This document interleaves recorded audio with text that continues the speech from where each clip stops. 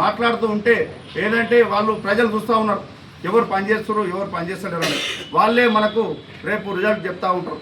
కావాలని ఈ రైతులు జొన్న రైతులకు మాత్రం అన్యాయం చేసేది ప్రతిపక్ష పార్టీలే.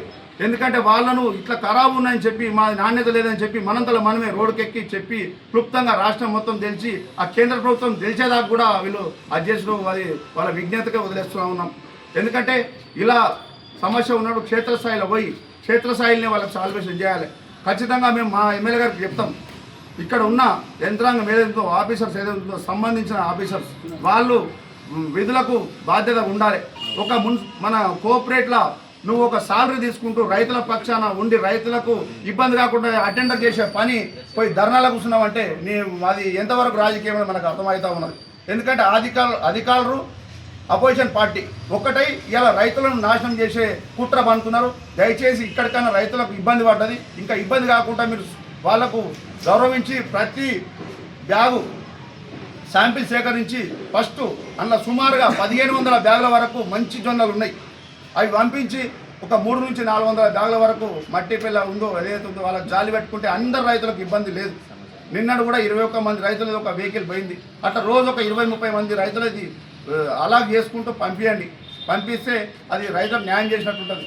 మా ఎమ్మెల్యే గారు మాట్లాడి ఏదైతే ఆన్లైన్ ప్రక్రియ ఉందో ఓపీఎంఎస్ ఆన్లైన్ ప్రక్రియ కూడా నిరంతరంగా ఇంకొక 7 రోజులు కూడా ఉండాలని చెప్పడం జరిగింది.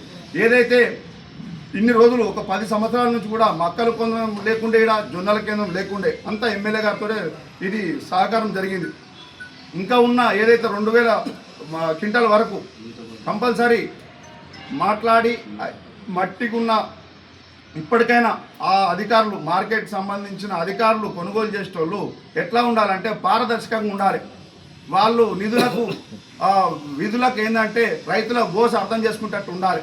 ఏదైతే క్వాలిటీ లేని రైతులు ఉన్నాయో 260 మంది రైతులలో ఒక 10% ఒక 20-25 మంది రైతులే క్వాలిటీ లేవు. అందరికీ కూడా క్వాలిటీ ఉన్నాయి. అవి పక్కకేసి అవి పంపిస్తే ఈరోజు మనకి ఈ సమస్య వచ్చేది కాదు.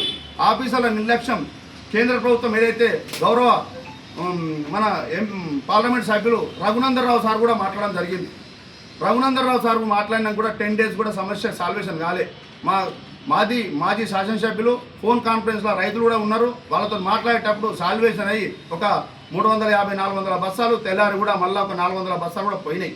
ఈ పోంగా మళ్ళీ ఇదంతా రాజకీయం చేసి రాద్ధాంతం చేసి మనం మట్టి పిల్ల ఉంది మన జొన్నలనే ఖరాబు ఉన్నాయి నాణ్యత సరిగా లేదని చెప్పి మనమే ప్రచారం చేసుకోవడం జరుగుతుంది. దయచేసి ఒకటే రైతు సోదరులకు చెప్తున్నా, వాళ్ళు ఎలాంటి బాధపడద్దు. బాధ జరిగింది వాస్తవంగా.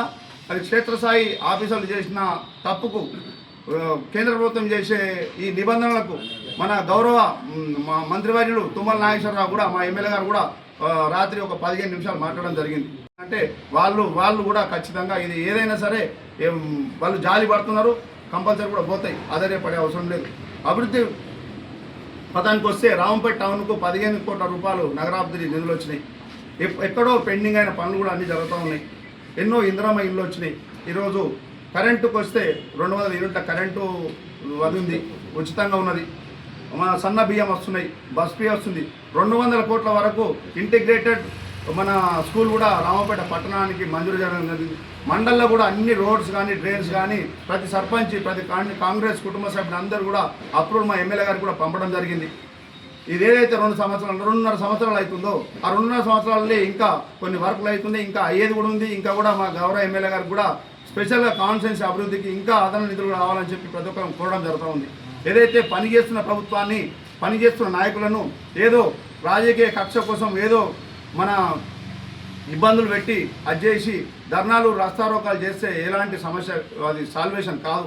ఈ రైతుల సమస్య ఉన్నప్పుడు పార్టీకి సంబంధం లేదు, వచ్చి వాళ్ళకి న్యాయం చేయి, మీతో సాయం వాళ్ళకి ఏ విధంగా అయితే సానుకూల అవుతుందో అది మాట్లాడి ఆఫీసర్లకు అది చేసి వాళ్ళకు ఇంటర్నల్ సమస్య ఇది ఏదైతే ప్యాడీ ఉందో మా గౌరవ ఎమ్మెల్యే గారు స్పెషల్ ఇన్సెంటివ్ తీసి ఎక్కడ కూడా కాన్ఫరెన్స్లో వేరే కాన్ఫరెన్స్లో కూడా ఇబ్బంది జరిగినా కానీ మన కాన్ఫరెన్స్లో ప్రైవేట్ గోడౌన్స్ తీసుకొని రైతులకు ఇబ్బంది కావద్దని చెప్పి ఎట్ ఏ టైంలో అమాలి కొరత ఉన్నా కానీ బీహారీ వాళ్ళతో మాట్లాడి వాళ్ళ మూటాలతో కూడా మాట్లాడి స్పెషల్ బీహారీ పిలిపించి కంపల్సరీ ప్రతి రైతుది కంప్లీట్గా కాంటాక్ట్ చేసి ప్రైవేట్ గోదాంలోకి పంపించి 3 రోజుల డబ్బులు వేసిన ఘనత మన ఎమ్మెల్యే గారు